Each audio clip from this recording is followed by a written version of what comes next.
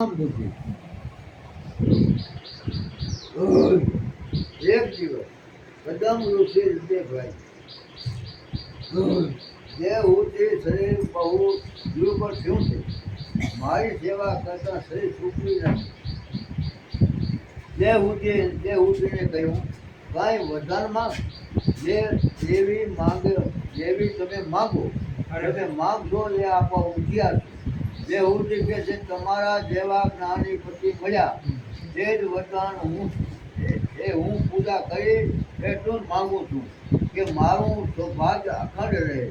એટલે પહેલું જેને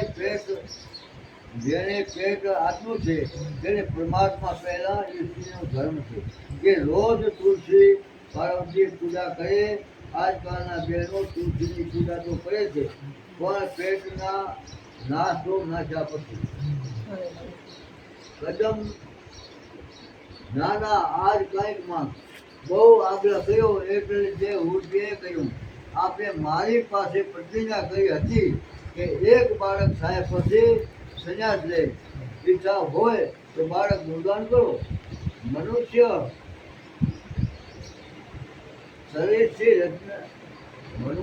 શરીરની રચના એવી છે કે મર્યાદાથી ભોગ ભોગવી શકે તો મનુષ્ય અમદારી ભોગ ભોગવવા જાય તો રોગી બને. માટે હું તને અર્પણ કરું કહીશ કે જે ઉડે સરસ્વતીના કિનારે સ્નાન કરવા ગયા છે અને સરસ્વતીમાંથી અનેક દાખલો નીકળે છે અને જે ઉડે થયો અને કાયા બદલે છે. સંગ્રામથી કદમ છે વિમાન આવ્યું. જે ઉડે કદમમાં વિમાનમાં બેઠા છે અને કથામાં શાંત અને કરુણા પ્રધાન છે.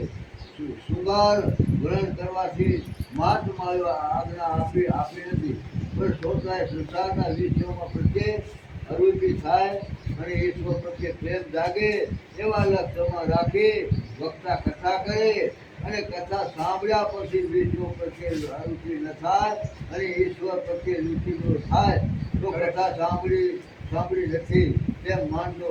કથા સાંભળ્યા પછી વિરાગ આવે અને ભાગવત બીજા સદનમાં કથા કેમ કરવી એ બ્રહ્માજી નારદજીને બતાવ્યું છે.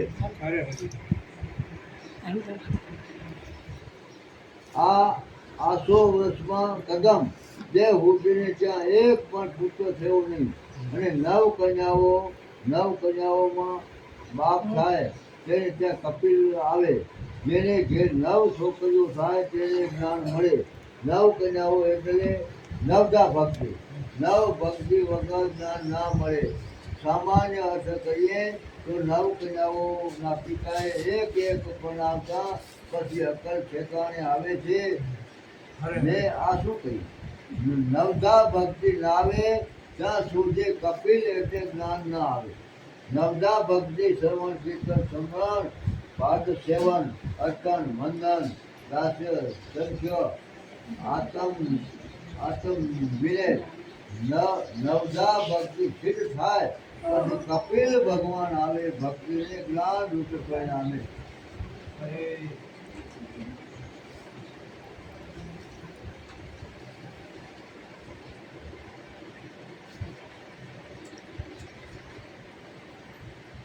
એ ભક્તિના ઉત્સવમાં એ જ્ઞાન છે. અપેક્ષા જ્ઞાનની પૂર્વસ્થા એ જ ભક્તિ. જે ભક્તિ પછી જ્ઞાન આવે એ ભક્તિ જ્ઞાન માતા છે. નવધા ભક્તિ જેની સિદ્ધ ન થાય તેને જ્ઞાન મળતું નથી. ભક્તિ દ્વારા જ્ઞાન છે. ભક્તિ લાય પ્રત્યે તત્વ દ્રષ્ટિ છેવટે જ્ઞાન અને ભક્તિમાં અંતર નથી. એ ભક્તિ પહેલા દાસો જમ અને પછી સોહમ થાય છે. 9 કન્યાઓ જન્મ પછી સુંદર વિનાશ લેવાની તૈયારી થાય. એક દિવસ કદમને થયું કે વિલાસી જીવનમાં અંત આવે તો સારું અને સત્ય બ્રાહ્મણ વૈશ્ય વિલાસી જીવન ધારે તો ચાલે પણ બ્રાહ્મણને શોભે નહીં. એકાંતમાં બેસી હું તપ કરું. જે બુદ્ધિએ કહ્યું હું પણ ત્યાગ કરવાની તૈયાર છું. લગ્ન એટલે તનો બે પણ મન એક તે હુજી કે છે નાથ આપે વચન આપેલું છે કે એક પુત્રનો જન્મ પછી હું સંન્યાસ લઈશ તો હજુ પુત્ર જન્મ થયો નથી વળી આ નવ કન્યાઓ અને મારી દેખરેખ સંભાળ કોણ રાખશે કૃષ્ણ કન્યાલાલ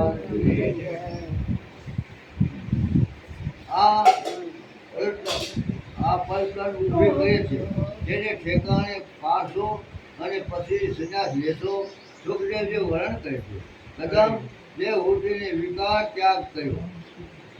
ત્યાગ કર્યો અને વર્ષો સુધી પરમાત્માનું આજ્ઞા કર્યું તે પછી તે ઉઠીને ગર્ભમાં સાક્ષાત નારાયણ પધાર્યા 9 માસ પરિપૂર્ણ થાય છે ત્યારે યોગી અને સાધુઓ આચાર્ય પ્રગટ થવાના અને બ્રહ્મદશા જેવો કદમ ઉઠીને આશ્રમમાં આવ્યા છે અને બ્રહ્માજી એકદમ કદમ જે કહ્યું તમારો વિશ્રમ સફળ થયો તમે જગત પિતાના પણ પિતા બન્યા છો કે જીવ જ્ઞાનનો ઉપદેશ જગતને કરો જીવ ભગવાનને માટે આતુર છે જ્યારે ભગવાન અવતાર થાય છે આતુરતાથી ભગવાનના દર્શન થાય કદમ અને જે હુતિના તપસ્યાથી આતુરતાથી ભગવાન પ્રેમને ત્યાં પુત્ર રૂપે અવતર્યા યોગીઓનો યોગ બ્રહ્મ દર્શનમાં દર્શન કરી શકે છે પણ સંસારી લોકો શુદ્ધ ભક્તિથી ભગવાનને પુત્ર રૂપે પ્રાપ્ત કરી શકે છે અને ભગવાનને રમાડી શકે છે કૃષ્ણ કન્યાલાલ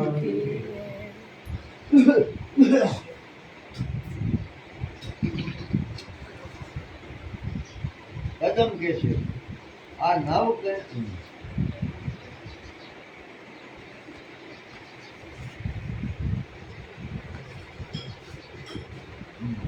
કપિલ ભગવાનનો જન્મ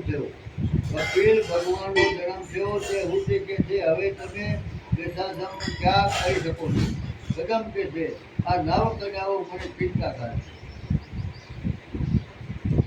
એક પતિ પત્ની હતા અને પતિને પ્રભુ ઉપર દર્દ થતા નહીં અને પતિ કાળા કપડાં પહેરે તો પતિને કારણ શું પૂછ્યું પત્ની કહે છે તમારી દ્રષ્ટિ ભગવાનમાં નથી એટલે કાળા કપડાં પહેર્યા મહાભારતમાં કથા છે કે ભીષ્મે પ્રતિજ્ઞા કરી છે કે આવતીકાલે અર્જુને મારે ભીષ્માચાર્ય પત્નીના વ્રત થાય નહીં અને પાંડવ સેના હાહાકાર વચ્ચે અર્જુન રોજ નિયમ પ્રમાણે ભગવાનની ચિંતન કરતા સુતા છે ચિંતા થઈ શ્રી કૃષ્ણ આવતીકાલે મારા અર્જુનનું શું થશે અર્જુને જોવા આવ્યા પ્રભુએ અર્જુનને જગાડ્યો અને તને નિંદા કેમ આવે છે અર્જુન કે મારા માટે તમે જાગો છો તેથી મારે તમને ચિંતા હોય એ મારું કૃત્ય કર્યું છે હવે તમારે તમારું કાર્ય કરવાનું છે